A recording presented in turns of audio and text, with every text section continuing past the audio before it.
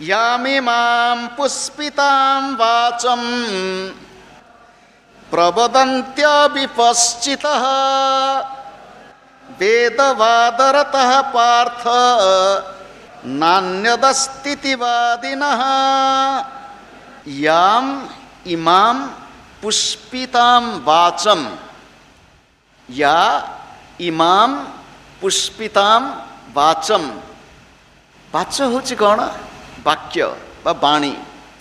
ये बाणी जो स्फुरित हुए प्रत्येक व्यक्तिर कंठरू हो बा मुखमंडलू हो, ये बाणी कौन? से बाणीर कथा को टिके अनुभव करिबा। मोर गुरुदेव ये मंत्रटी को बार बार कहती, ओष्ठापिधाना परिवृत पविः सर्वस्य वाच ईशानः चारु मामिह वादयति च वाक् रसः। ये बाणी बा वाक्य होची रस। ये रस आवृत हो रही ओष्ठापिधान, ओष्ठ द्वारा, खाली ओठ द्वारा आवृत होती।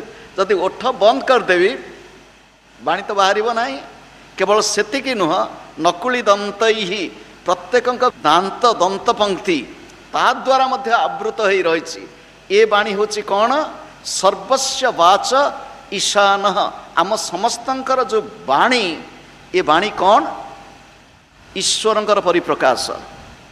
शुणु, आमे कौन केबे अनुभव करू जे मुहर जो कथा बाहरुची ये होची मंत्र। भगवत पाद आद्य शंकराचार्य से कहउछंती, स्तोत्राणि सर्वगीरः। मुखमंडल बाहर थिबा प्रत्येक वाणी, प्रत्येक शब्द हे महाबाहु, हे महाप्रभु तुमरी स्तुति।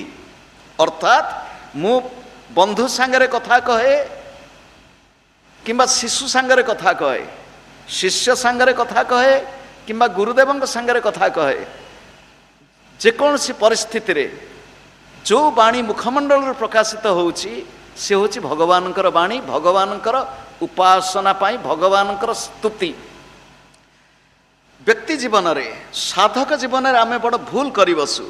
साधक जीवन रो भूल होची कौन?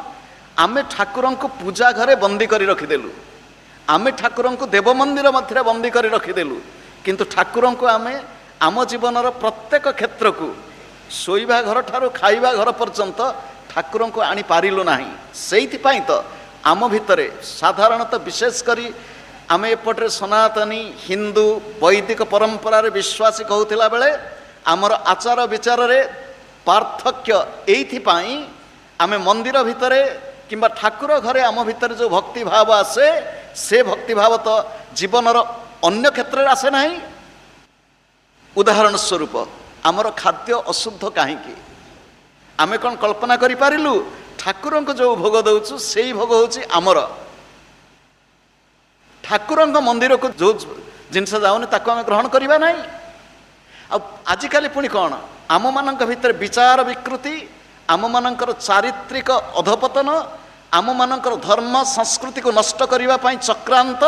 आम मानकर शुणंतु, टिके कान खोली देई शुणंतु। आमे क्षीर खाइबु, गाई रखिबु नाही। क्षीर आसीबो कोठु? आमे ठाकुर पूजा करिबु, घी व्यवहार करिबु, होम करिबु, यज्ञ करिबु, घी आसीबो कोठु? घी शून्यरु आसीबो। क्रमवर्धिष्णुमान जनसंख्या सेमानंकर आवश्यकता बढ़ी बढ़ी चली सबू नकिली। आज्ञा मन पड़ुछि गोटे बंगला पद, एखाने छकल पागल नकल पागल आसल पागल पेलुम ना, आमी पागल हईते पेलुम ना। मु पागल हवा को चाहिथिली, जने पागल को खोजुथिली, किंतु एठी देखिली जेते पागल सब नकिली। अर्थात आम मानकर उपासना मध्य भ्रष्ट उपासना।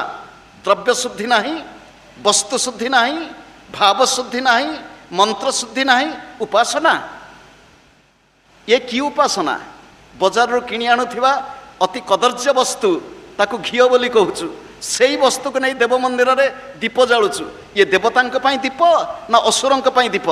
जो वस्तु देवतांकर प्रिय नुह सेई भली वस्तु को आमे देवतांक अर्पण करिवु। से दीप रे हो ଯଜ୍ଞରେ ହବନରେ ସ୍ୱାହା ବସଟକାର ମନ୍ତ୍ର ଉଚ୍ଚାରଣ କରୁଥିଲା ବେଳେ ହଉ କିମ୍ବା ପ୍ରସାଦ ମାନଙ୍କରେ ମଧ୍ୟ ହଉ ଏ କି ଘିଅ କହିଲେ ଅନେକ ସମୟରେ କ୍ଷୋଭ ଆସେ। ଆମେ କ'ଣ କେବେ ଭାବି ନେଉଛୁ ଏ ଘିଅ ଆସୁଛି କେଉଁଠୁ, ଏ ଘିଅ କି ଘିଅ?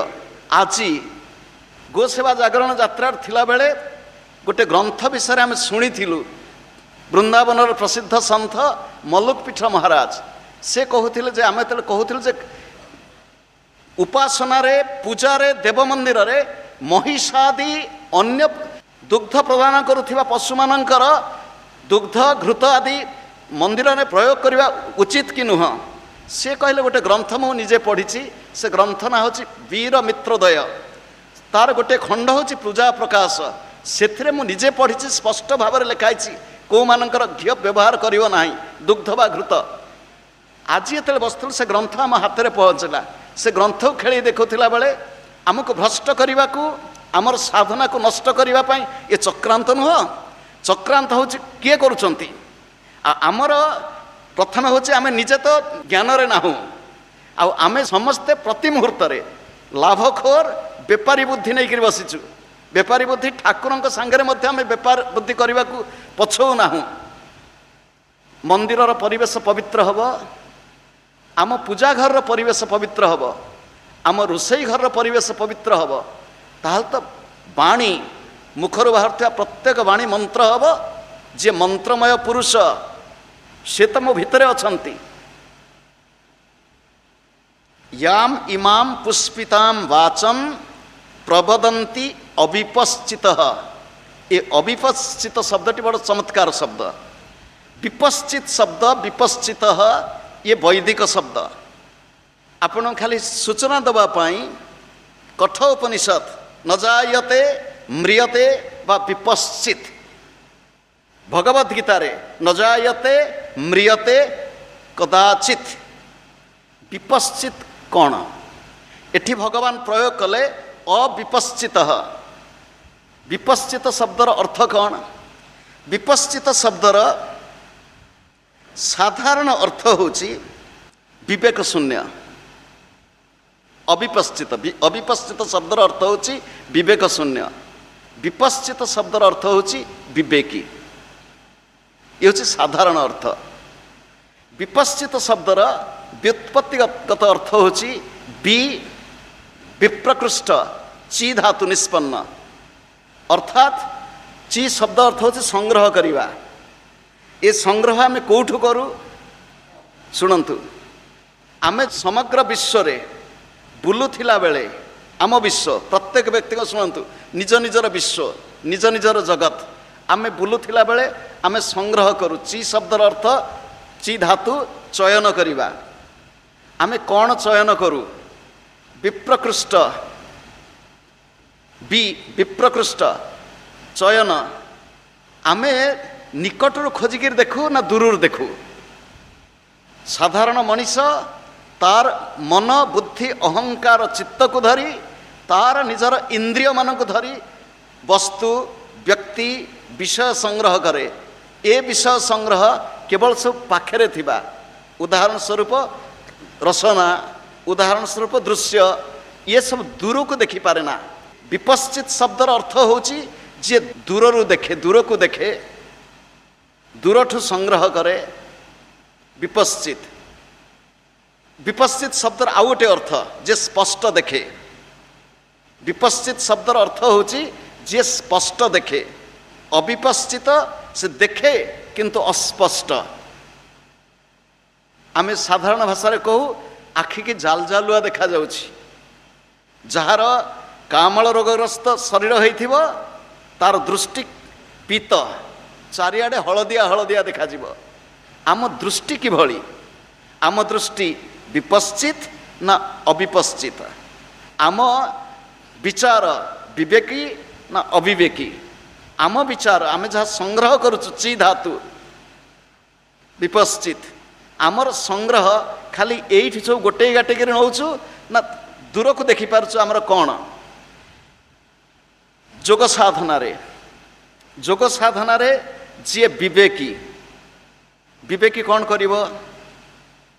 ବିବେକୀ ଶବ୍ଦର ପରିଭାଷା ହେଉଛି ନିତ୍ୟ अनित्य वस्तु विवेक जहाँ परिवर्तनशील ता प्रति निजर आकर्षण न बढ़ई जी नित्य लीला रे अछंती नित्य लीला करुछंती निजर प्रियतम भगवान निजर इष्ट देवता प्रति आकृष्ट हब नित्य अनित्य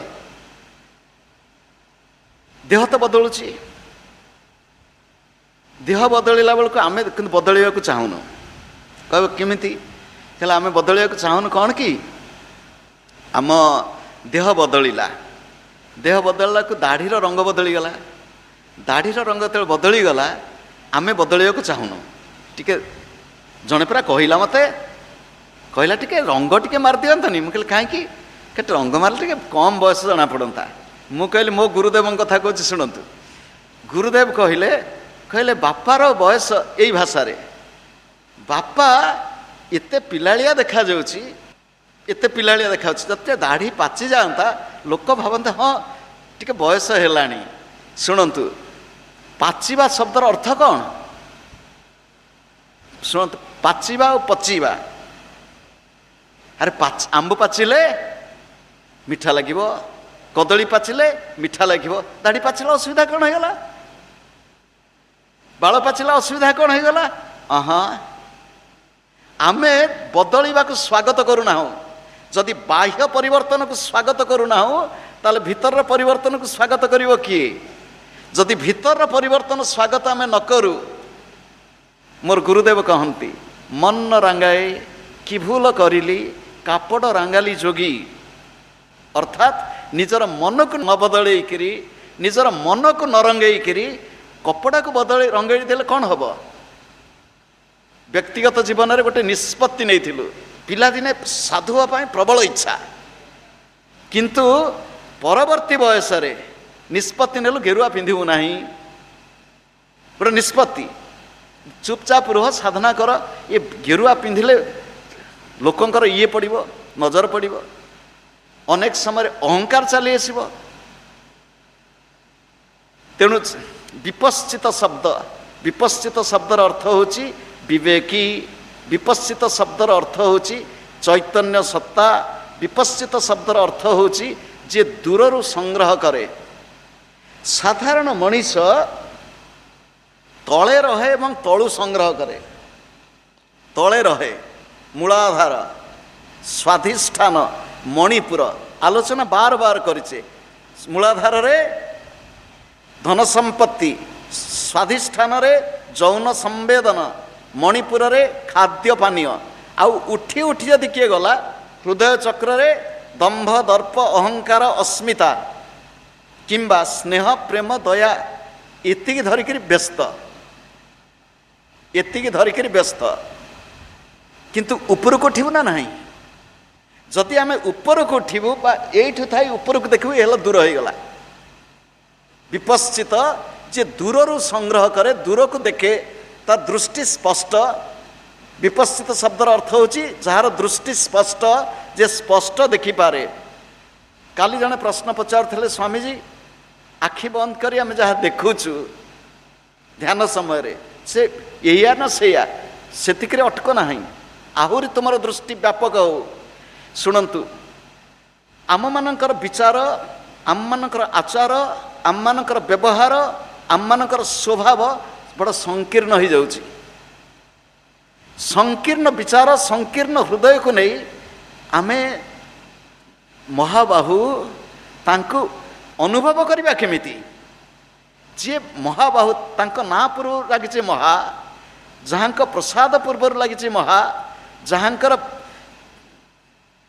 प्रेयसी प्रियांक पूर्व लगी महा जहाँकर समुद्र सी मध्य महा ए सबु महा महा जो लगी आम भितर से महनीयता आसब नाही आम भितर हृदयर दुर्बलता से तो भगवान अर्जुन को कहले क्षुद्रम हृदय दौर्बल्यम त्यक्त उत्तिष्ठ परंतप हृदयर दुर्बलता दूर करिब नाही।